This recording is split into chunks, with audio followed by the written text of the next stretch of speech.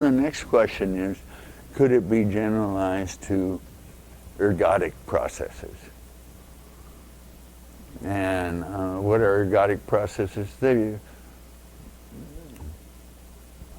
simplifying slightly, they're essentially processes for which the time average behavior is the ensemble average behavior for repeated cases. That is, for which the time average and the expected value are the same.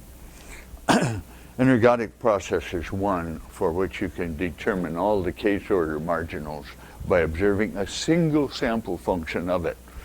Every manifestation of this random process reveals the underlying distribution from which it was drawn.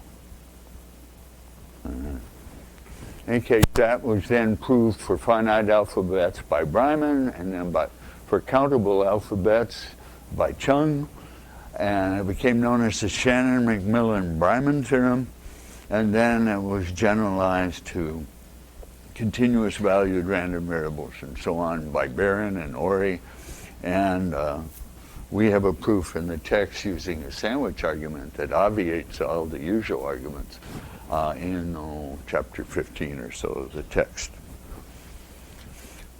All right, now what is the implication of this? Aha, I've already done that.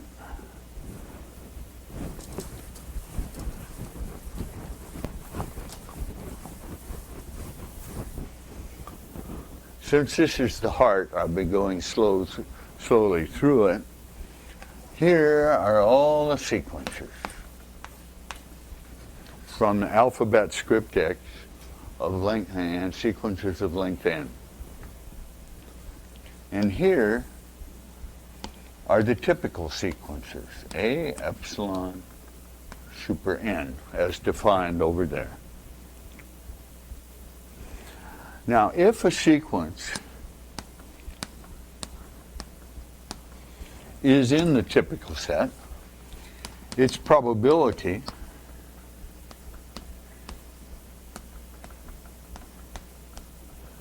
is 2 to the minus h plus or minus epsilon. Let's just be even looser. Let's just say it's roughly 2 to the minus nh. It's first order in the exponent. Now, how many points of this probability can you have in here? Well, the total probability is at most 1. So the number of elements, Na, has to be less than roughly equal to the nh. That's what we just proved up here. Precisely, and here we're just summarizing it. Now, how many are there here? Well, total 2 to the n log x, huge number, because log x is greater than n. Greater than h. So now here's what we've done. We've said of all the possible occurrences, there's only a small subset. Well, it's exponentially large, but the exponent is small. A small subset which is likely to occur because the probability of A epsilon n is nearly 1.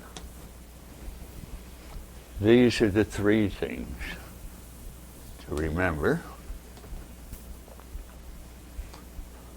So with high probability, the sequence I observe will be in this set. There aren't many elements in this set. In fact, there are 2 to the nh of them. How many bits does it take to describe an element of that set? nh bits, data compression. Instead of n log x bits for a brute force description of the sequence, I only need NH bits. And I have a small probability of error, exponentially small, it turns out, the probability that it's not typical. The sequence isn't typical. If it bothers you to make an error with some probability, we can substitute one criterion for another and ask for a minimum expected number of bits it takes to describe X. And in here it takes NH bits.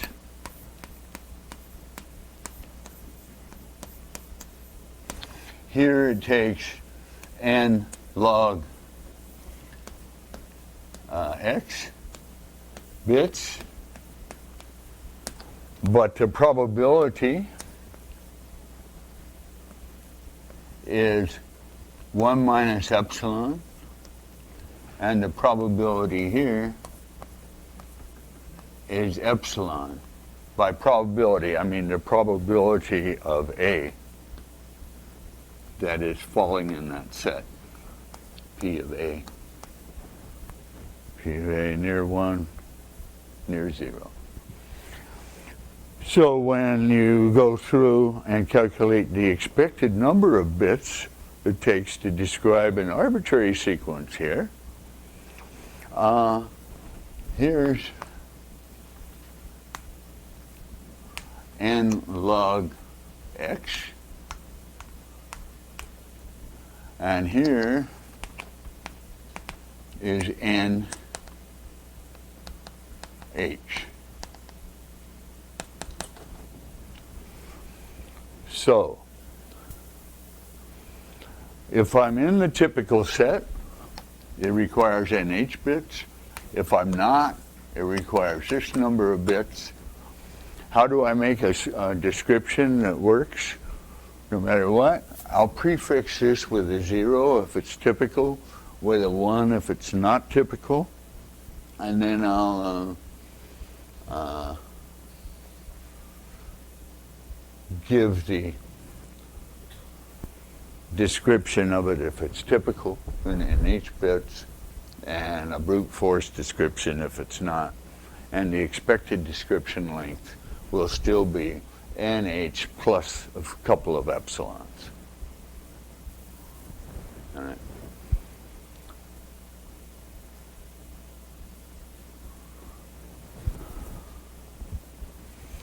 So that's data compression, and that would be our first result. Question?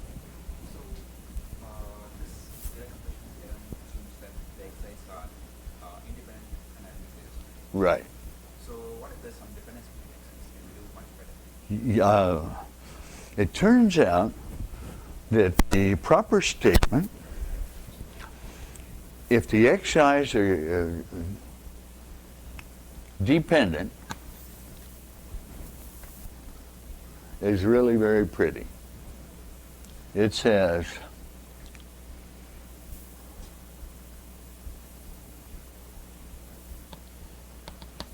P of xn, so this is for ergodic, including Markov, xi. P of xn is equal to 2 to the minus n h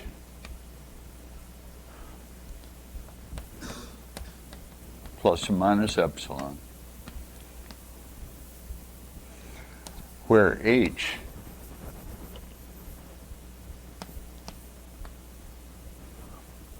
is equal to the entropy of the first term given all the previous terms.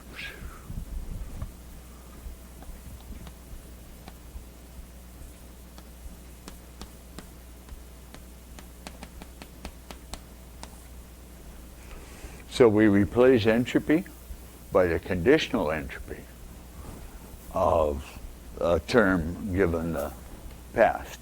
So if the process is stationary and ergodic, then the general Shannon-McMillan-Bryman theorem would tell you that all you have to do for this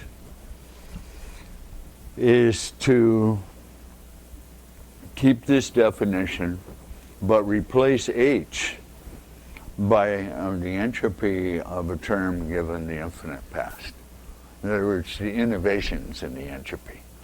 Right. Now, for an IID process, the entropy of this given the infinite past is the same as the entropy of this. So you get the theorem I mentioned. Let's take a 2-minute break. And when we come back, I'll say some more about the AEP and what we mean by entropy rate.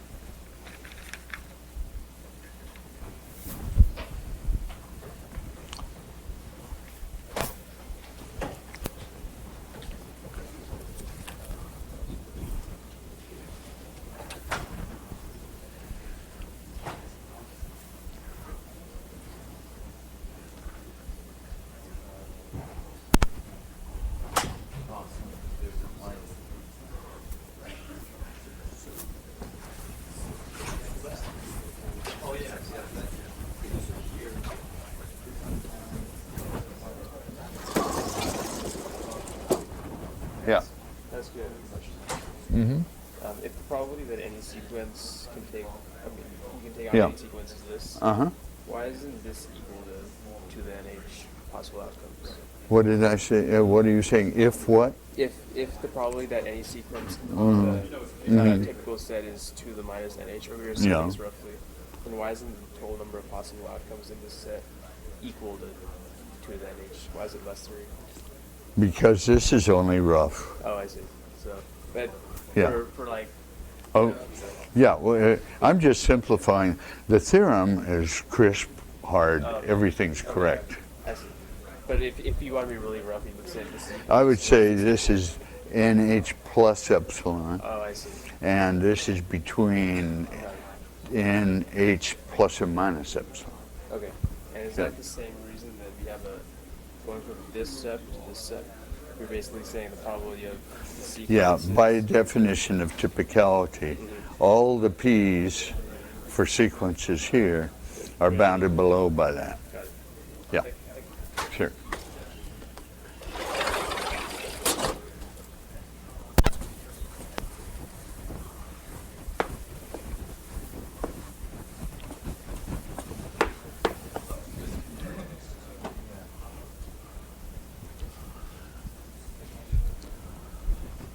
I like the following summary of the AEP. Almost everything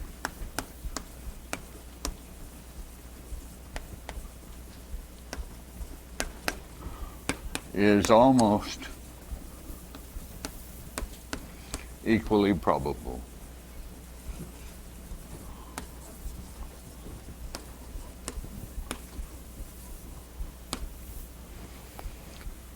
Throw away the almost, and it says everything's equally probable. Well, that applies to ergodic processes, certainly to IID processes. It's just like saying the number of heads in n coin flips will be np plus or minus epsilon. And all those sequences are roughly equally probable.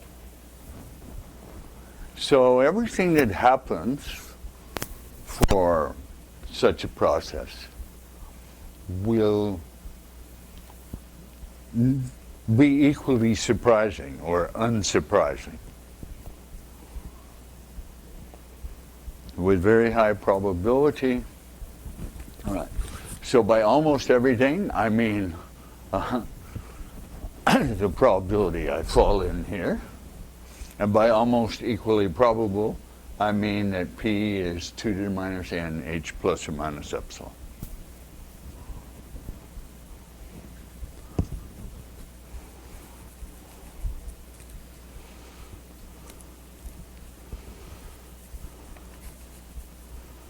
So,